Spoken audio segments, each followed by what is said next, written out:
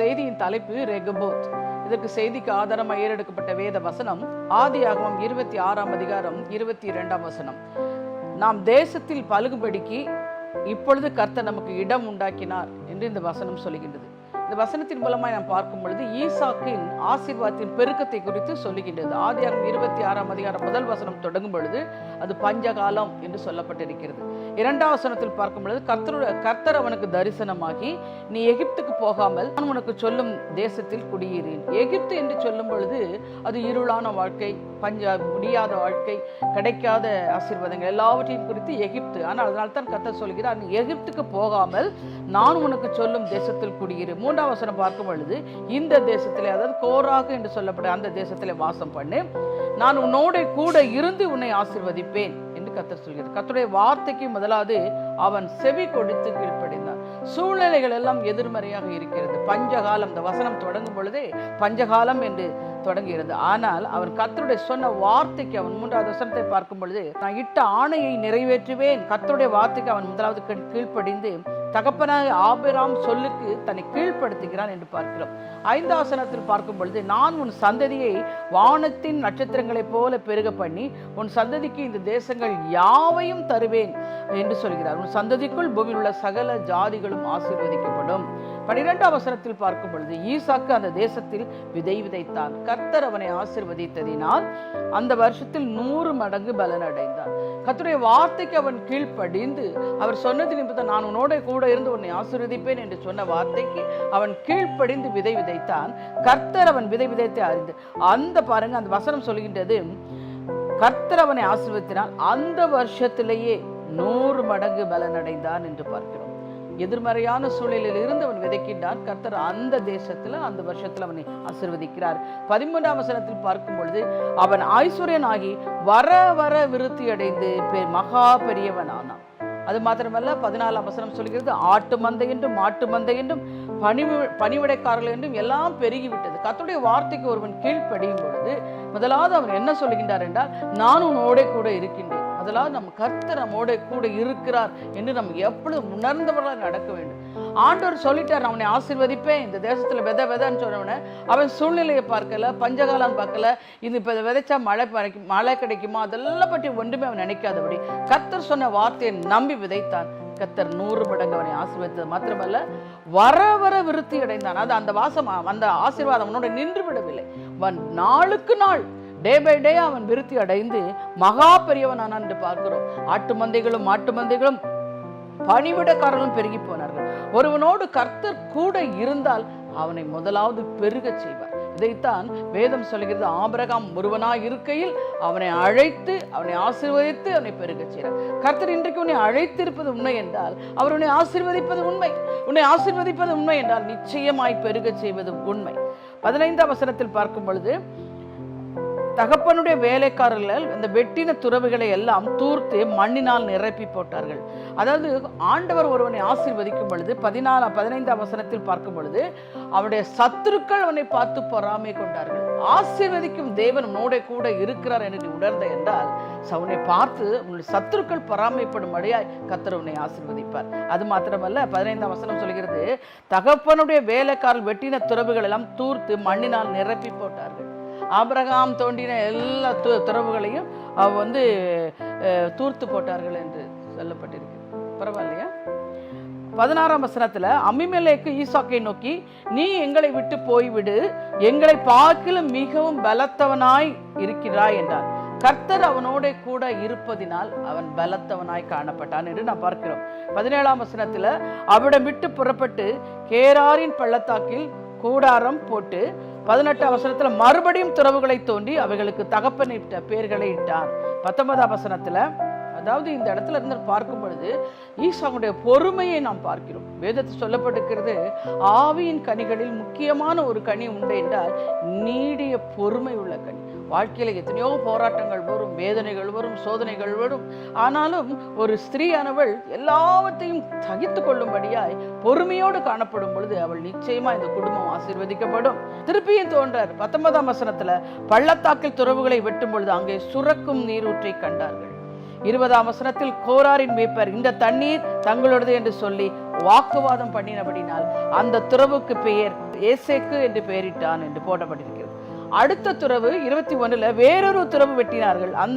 அதை குறித்து வாக்குவாதம் பண்ணினால் அதற்கு சித்தனா என்று பெயரிடப்பட்டது. பின்பு அவரை விட்டு பயந்து போய் அவர்கள் துறவை வெட்டினார். அதை குறித்து அவர்கள் வாக்குவாதம் பண்ணவில்லை. அதனால்தான் நம் தேசத்தில் பலுகும்படிக்கு இப்பொழுது நமக்கு கர்த்தர் இடம் உண்டாக்கினார் என்று சொல்லி ரெகபோத் என்று பெயரிட்டார்கள் என்று நாம் பார்க்கிறோம். இதுல இருந்து நாம் என்ன தெரிந்து கொள்கிறோம் என்றால், ஒருவனை கர்த்தர் ஆசீர்வதிக்கும் பொழுது, ஒருவனோடு கர்த்தர் கூட இருக்கும் பொழுது, சூழ்நிலைகள் எவ்வளவுதான் மோசமாக சாதமாக இல்லாவிட்டாலும் கர்த்தர் அவனோட கூட இருந்து அவனை ஆசீர்வதிக்கும் போது அநேக தடைகள் வரும், அநேக போராட்டங்கள் வரும். ஒரு ஆசீர்வாதத்தை நாம் சுதந்திரிக்க போகும் பொழுதுக்கு முன்பாக பிசாசு தன்னால் முயன்ற தடைகளை கொண்டு வருகிறான். அதனால தான் பார்க்கிறோம் இந்த வசனத்தின் முன்னாடி அநேக வாக்குவாதங்கள். ஏதேக்கு சித்தனா ஒரு இடத்துல துறவு பண்றாங்க, அங்க வாக்குவாதம் பண்ண ஏதேக்கு, அப்புறம் திருப்பி துறவு தோன்றாங்க, திருப்பி அங்கேயும் வாக்குவாதம். நான் உங்களுக்கு ஒன்று சொல்லட்டும், நீங்கள் ஒரு ஆசீர்வாதத்தை கர்த்தரிடத்திலிருந்து பெற்றுக்கொள்வதற்கு முன்பாக அநேக தடைகளை தாண்டி தான் கடந்து சொல்ல முடியும். எவ்வளவாவது எப்படியாவது அந்த ஆசீர்வாதத்தை கொடுக்க விடாதபடி தடைக்க அவனும் தன்னால் முயன்ற போராடி பார்ப்பான் பிசாசு. ஆனால் நீங்கள் சொல்ல வேண்டும், என்னோடு கூட இருக்கிறவர் வல்லமை உள்ள தேவன், என்னை ஆசீர்வதிப்பதே அவருக்கு பிரியம், என் தலையை உயர்த்துவதே அவருக்கு பிரியம், என்னை பெருகி பலுகச் செய்வதே அவருக்கு பிரியம், நான் பலுகும்படியாக எனக்கு ஒரு ரெகபோத்தை கர்த்தர் உண்டாக்கினார் என்று சொல்லி நீ சந்தோஷமா இதை ஏற்றுக்கொள்ளும் பொழுது நிச்சயமாய் கர்த்தர் உங்களை ஆசீர்வதிப்பார். அது மாத்திரமல்ல, வேதத்தின்படி நாம் பார்க்கும் பொழுது, யோசேப்பை குறித்து பார்க்கும் பொழுது, அவருடைய சகோதரர்களுடைய குடிகள் அவன் சொப்பனம் கண்டது நிமித்தம் அவனை எல்லாத்தையும் பகைத்து அவனை கொண்டு குழியில போடுறாங்க. ஆனா வேத வசனம் சொல்கிறது, ஆதியாகமம் 50:20 அநேக பாடுகள் வந்தது. ஆனால் யோசேப்பு அவனுடைய சகோதரர்களை பார்த்து, நீங்கள் எனக்கு தீமை செய்ய நினைத்தீர்கள், கர்த்தரோ அதை நன்மையாக மாறப்பண்ணி. எப்பொழுதும் தேவ பிள்ளைகளை ஒன்று நினைத்துக் கொள்ளுங்க, தேவனிடத்தில் அன்புகளுக்கு சகலமும் நன்மைக்கு எதுவாய் நடக்கும். ஒரு தடைகள் வருகிறது என்று சொன்னால் நீங்கள் பயப்பட வேண்டாம், பிரச்சனைகள் வருது என்று பயப்பட வேண்டாம். அதற்கு பின்பாக கர்த்தர் இருந்து உங்களை ஆசீர்வதித்து உங்கள் தலையை உயர்த்துவார். அவருக்கு தெரியும் உங்களை எப்படி நடத்த வேண்டும், அவருக்கு தெரியும் எப்படி பிசாசை விரட்ட வேண்டும் என்று. அதனால் நீங்கள் சொல்லணும், நான் ஆண்டோடைய நாமத்துல ஜெபத்துல கேட்டிருக்கிறேன், எவைகளை கேட்டாலும் பெற்றுக்கொள்வோம் என்று நீங்கள் விசுவாசிக்கும் பொழுது கர்த்தர் நிச்சயமாய் உங்களை ஆசீர்வதிப்பார். அநேக நிந்தைகள் உண்டு, அவமானங்கள் உண்டு, வேதனைகள் உண்டு. ஆனால் கர்த்தர் சொல்லுவார், உன் நிந்தைக்கு பல ரெட்டிப்பான நன்மை உங்களை தேடி வரும். தேவ பிள்ளைகளை சோர்ந்து போக வேண்டாம். எப்பொழுதும் கர்த்தருடைய கரத்துல உங்களை சொல்லுங்க, எங்களுக்கு என்னோட கர்த்தர் இருக்கிறார். இன்றைக்கு உங்களை பார்த்தான் கர்த்தர் சொல்ல, உங்களை ஏதைக்கு சித்தனா முடிவடைந்தது, ரெகபோத் இன்றிலிருந்து தொடங்கிவிட்டது. செய்தியை கேட்கும் பொழுது கர்த்தர் உங்களை பலுகும்படிக்கு ஒரு இடத்தை உண்டாக்கினார். நீங்க என்ன காரியத்திற்காக தேவனை நோக்கி புலம்புகின்றீர்களா? பிள்ளைகளுக்கு படிப்பு வரவில்லை என்று புலம்புகின்றீர்களோ, கர்த்தர் பிள்ளைகளுக்கு ஞானத்தை கொடுப்பார். படித்த பிள்ளைகளுக்கு வேலை கிடைக்கவில்லை என்று புலம்புகின்றீர்களோ, கர்த்தர் உங்களுக்கு வேலையை கட்டளையிடுவார். இன்றைக்கு ஒரு அதிசயம் நடக்கும்படியா இந்த செய்தியை கர்த்தர் உங்கள் மத்தியில் பேசுகிறார் என்றால், இன்று உங்கள் வாழ்க்கையில் ரெகபோத்தாய் கடந்து வருவார். இவ்வளவு நாட்கள் போராட்டங்களும் வாக்குவாதங்களும் ஏறெடுக்கலாம். ஆனால் இன்றைக்கு கர்த்தர் சொல்கிறார், இன்றைக்கு உங்களுக்கு ஒரு இடத்தை உண்டாக்கினார். நீங்க எதிர்பார்த்து கொண்டிருக்கிற காரியத்திலிருந்து ஒரு டிரான்ஸ்ஃபரா இருக்கலாம், இல்ல ப்ரமோஷனா இருக்கலாம், இல்ல உங்களுக்கு வேலைக்குரிய ஆர்டரை நீங்க எதிர்பார்த்து கொண்டிருக்கலாம். கர்த்தர் நிச்சயமா இன்றைக்கு உங்களுக்கு இடத்தை உண்டாக்கி அவர் நாமத்தை மகிமைப்படுத்தும்படியா ரெகபோத்தை கட்டளையிட்டார் என்று விசுவாசிகள். தேவ பிள்ளைகளே, அநேகரிடத்தில் சொல்லுவதுண்டு, எப்பொழுதும் எங்கள் வாழ்க்கையில் தடையாக இருக்கிறது என்று. ஆனால் ஒன்று சொல்லட்டும், ரெகபோத் என்றுதான் என்னுடைய நான் வேதத்தின்படி பார்க்கும் பொழுது முடியாததை முடிக்கிற இயேசு கிறிஸ்துவின் நாமம் உங்களுடைய வாழ்க்கையில் செயல்படும் என்று மார்க் 10:27 சொல்கின்றது. மனிதரால் கூடாதவைகள் தேவனால் கூடும். இதைத்தான் எண்ணாகமம் 11ஆம் அதிகாரத்தில் 1 முதல் 10 வசனத்தில் நாம் பார்க்கிறோம். அன்றைக்கு வானத்து மன்னாவால் கொடுத்து இஸ்ரவேல் ஜனங்களை தேவன் வழி நடத்தினார். மோசே இஸ்ரவேல் ஜனங்களை வனாந்தரத்தில் வழி நடத்தி செல்லும் பொழுது ஜனங்களுக்கு இச்சை உண்டாயிற்று, அதாவது இறைச்சியின் மீது இச்சை உண்டாகி அழுதார்கள் என்று பார்க்கின்றோம்.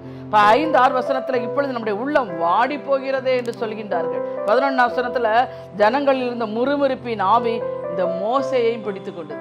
தேவ பிள்ளைகளே, உங்களுடைய வீட்டுல ஒருத்தர் முறுமுறுப்புல இறங்குனா உங்க குடும்பம் முழுவதும் முறுமுறுப்பின் ஆவினால் வந்துவிடும். இங்க மோசே புலம்புறாரு. எண்ணாகமம் 11:15 வரைக்கும், இந்த ஜனங்கள் எல்லாருடைய பாரத்தையும் என்மேல் சுமத்தியது என்ன? இந்த ஜனங்களை எல்லாம் கற்பந்தரித்தது அவர்களை பெற்றது நானோ என்று புலம்புகின்றார். இறைச்சி எங்கேருந்து வரும்?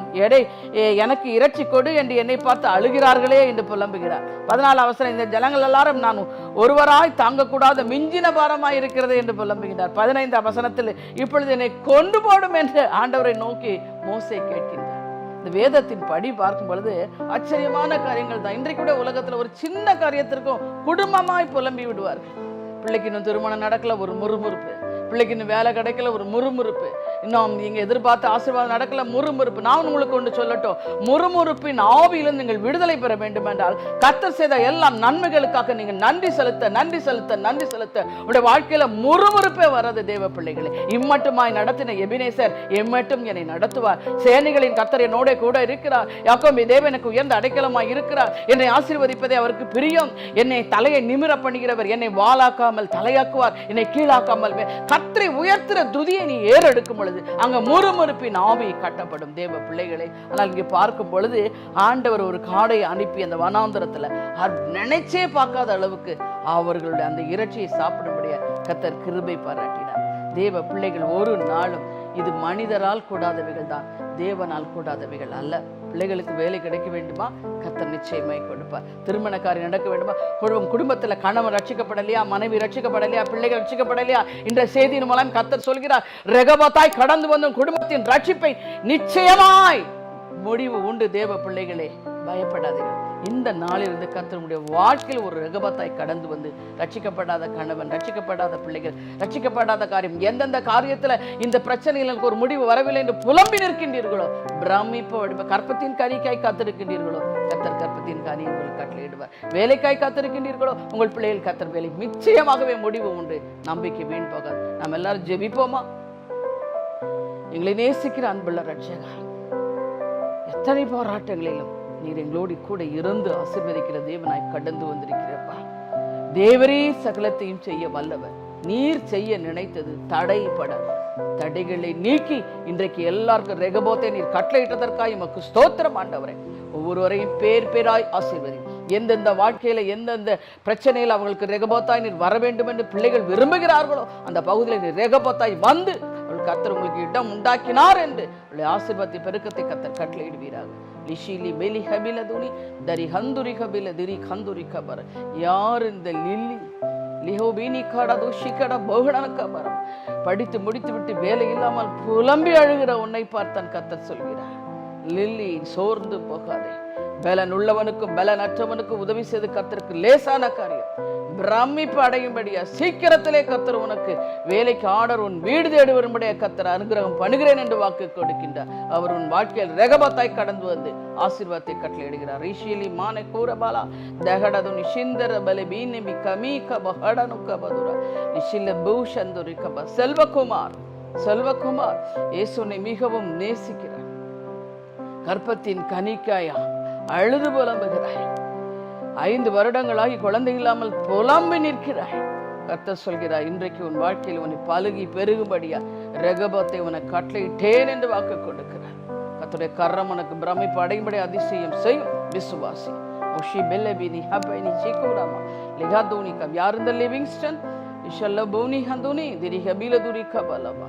கடன் பிரச்சனைக்கு நான் சோர்ந்து போய்விட்டாய், நான் வெட்கப்பட்டு போய் விடுவேனோ, வழியே இல்லையே என்று புலம்பி நிற்கிற உன்னை பார்த்து கர்த்தர் சொல்கிறார், உன் வாழ்க்கையில் ரெகபோத்தாய் கடந்து வந்து உன்னை ஆசீர்வதித்து உன் கடன் பிரச்சனையை தீர்த்து நீ கடன் கொடுப்பாய், கடன் வாங்க மாட்டாய் என்ற வண்ணமாய் கர்த்தர் உன்னோட கூட இருந்து உன்னை ஆசீர்வதிப்பேன் என்று வாக்கு கொடுக்கிறார். விசுவாசி. உஷியல்ல பீனன ஹதுன லஹல துரிஷந்தர் ஸ்டீஃபன் லிபோனி ஹடனோய் ஒரு வீடு, சொந்த வீட்டுக்காய் புலம்பி அழுகிறாய். நீ எவ்வளவோ பிரயாசப்பட்டு எனக்கு கிடைக்கவில்லையே என்று புலம்பி நிற்கிறாய். கர்த்தர் உன்னுடைய வாழ்க்கையிலும் ரெகபத்தாய் கடந்து வந்து நீதிமான் சொந்த பூமியை சுதந்தரிப்பான். இந்த வார்த்தையின்படி பிரமிக்கத்தக்க அதிசயமாய் உன் சொந்த வீட்டை சுதந்திரிக்க கர்த்தர் கிருபை பாராட்டி ஆசீர்வதிப்பதை காண்கிறேன். விசுவாஸ் உஷாலி பீதிரி கபாலபா. நாங்கள் நன்றியோடு நன்றியோடு நன்றியோடு ஸ்தோத்திரிக்கிறோம். ஒருவராய் பேர் பேராய் அழைத்து ஆசீர்வதித்த கர்த்தர் இந்த டிவி பெட்டிக்கு முன்பாக என்னென்ன காரியத்தில் ரெகபோத்தாய் கடந்து வர வேண்டும் என்று விரும்பி நிற்கிறார்களோ எல்லாவற்றின் நீர் அதிசயமாய் பிரமிப்பு அடைவடைய ஆச்சரிய பிரகாரமாய் கர்த்தர் கிருபை பாராட்டுவீரார். நீரப்படியே செய்வதற்காய் ஸ்தோத்திரம். இயேசு கிறிஸ்துவின் நாமத்தில் ஜெபிக்கின்ற ஜீவன் உள்ள தகப்பன், ஆமென். தேவ பிள்ளைகளே, இந்த செய்தி உங்களுக்கு மிகுந்த பிரயோஜனத்தை கொண்டு வந்திருக்கும் என்று கர்த்தருக்குள் நம்புகின்றேன். நன்மை பெற்ற நீங்கள் எங்களுக்கு எழுத மறவாது. கர்த்தர் தாமே உங்களை ஆசீர்வதிப்பார்.